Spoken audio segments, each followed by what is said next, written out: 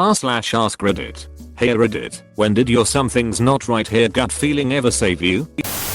Not me, but my mother. Saved my grandfather's life when he had a stroke in his chair in their living room. We had all started to walk around the development when my mother, after about 50 to 75 meters from the house, said, "I'm going to go back and check on dad." I went with her, and I nearly witnessed my grandfather die. He was on the chair, conscious, but unable to move or talk, just looking at my mother with bulging eyes. She called 911 once, then twice when she felt that they were running late. Ambulance came, got him on the stretcher, but it was too wide to fit out the door. We ended up tearing the door frame off to get him out, because he was conscious. He actually remembers the ride to the hospital. He told us later that he heard the driver or someone say, "There is not a chance that this guy lives." That was when I was around 5 to 6 years old. He is still alive to this day, more than a decade later. At my mother's funeral, part of his speech was about how, without my mother, he would not have been able to spend time with her during her final years of life, and for that, he is eternally grateful. My dad had to go to court to settle a way overdue payment for the place he worked at. He was going to take me with him, so I can be more exposed to the adult world, so to speak. However, that meant he would have to leave the office back door unlocked, so the rest of the staff could clock in. He suddenly didn't feel right about it, and decided to have me man the office instead. He got T-boned outside the courthouse on the passenger side of the car that day. The car was totaled, and I would have gotten severely hurt if I was there. Not mine, but my dad's. I was downstairs helping him with some woodworking when I was 10 or 11. He went to run a 2x4 through the table, saw when he noticed I was at his elbow rather than behind him. He stopped and told me to never stand behind a board when it's going through the saw in case it gets thrown. I thought he was being overly cautious, and I didn't have as good of a view from behind him. But whatever, I got behind him. He flipped on the saw and ran the board through. He only got 1/3 of the way through, though, when the blade hit a knot and flung the 2x4 hard enough to crash against the wall 10 feet behind. If I hadn't moved, it would have hit me square in the chest and could have killed me. My mom dropped my 3-year-old brother off at daycare before she had to work in the morning. When she got to work, she had this terrible feeling something was wrong with him. She ended up leaving work and drove to the daycare. She found the daycare lady inside sleeping, while the daycare kids, including my brother, were running around the pool. My brother never went back to that daycare again. WTF kind of daycare would even have a pool? Those things murder the out of little kids. I was going to meet up with someone from Marketplace to buy a phone, and the feeling hit me, so I called the woman and a man answered, trying to play off the fact he's a man, and I passed by where we were meeting at, and it was dark, and I heard voices in the background on the phone call. I never stopped the car and kept going. Pretty sure I saved myself from at the very least a mugging, but learned a good lesson. Always meet in a public place. You can meet at police stations. I believe most are okay with this.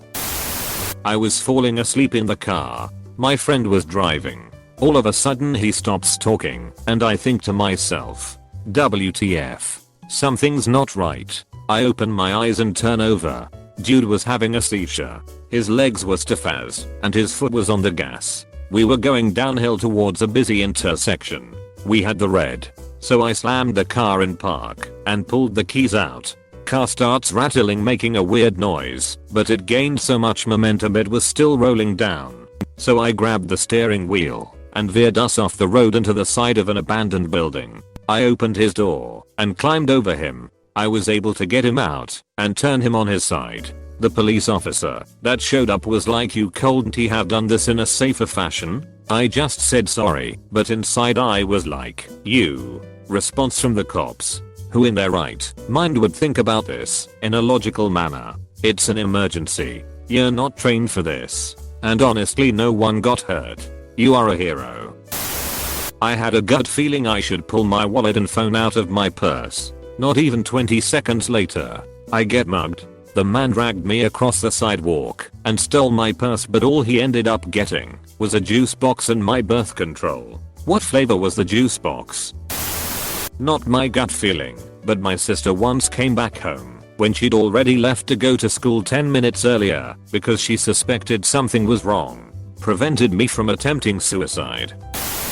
I smelled burning plastic early in the morning at my family cottage and almost went back to sleep. I was around 15, but got up to investigate. A socket on the outside of the building had caught fire and flames were shooting up the wall. The rest of my family was still sleeping, and there wasn't enough smoke for the alarms to go off. I ran and got the fire extinguisher, got my dad up, and put it in his hands, and pointed him towards the fire, stopped it and called the fire department.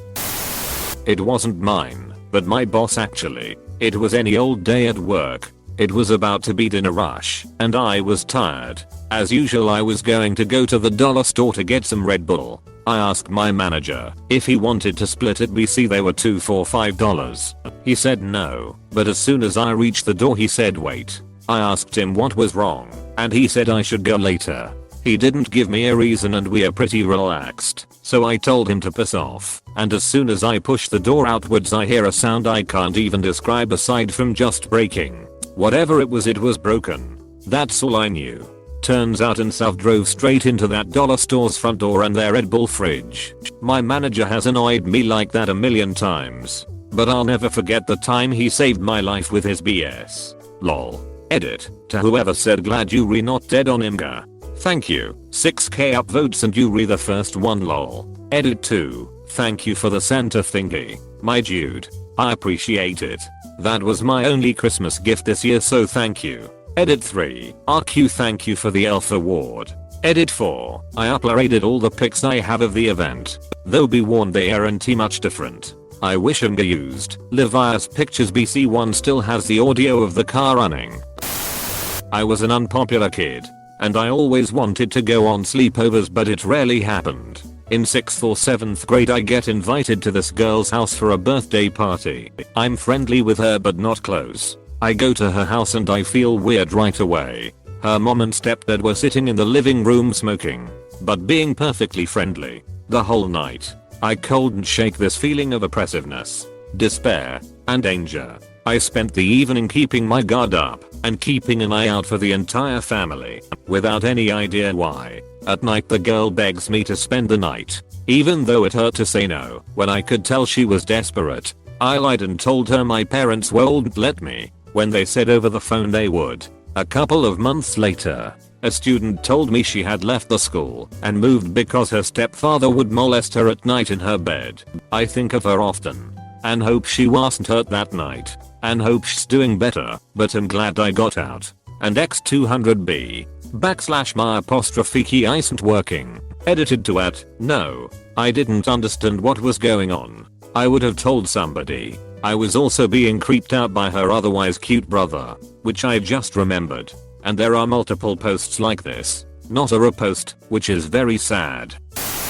My fiance and I had a fight. I went to bed to avoid it getting any worse. Had a gut feeling something was wrong. Ran downstairs and cut him down. He'd hung himself from our kitchen banister. Worst night of my life. He's been in therapy and is doing okay, but I haven't had the guts to mention it to my therapist yet. I drank a lot afterwards to cope with the trauma and still have underlying feelings of resentment. I love him very much and I'm glad he's better, but the fear of him attempting again, I don't think that ever goes away.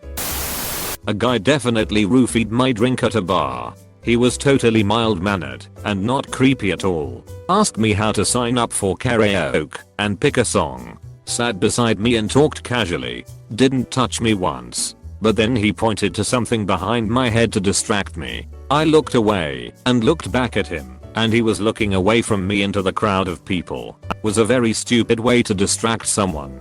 To point and then act like you didn't do anything as opposed to pretending to have thought you saw something. Then, I saw him screwing one of those little canisters back shut on his keychain. I asked him what he kept in there to call him out. He was cold and expressionless as he began to slowly twist it back open and said there was nothing in there. I stopped drinking my drink and he performed his song. Then I sang, and he took off immediately after. It was really up and I'm glad he wasn't very smooth or IDK what could have happened. What always freaked me out was how normal he seemed before he became suddenly cold and robotic when I called him out on that canister thing. but it made me realize. Of course would seem normal, that's how they get close enough to you to attack you.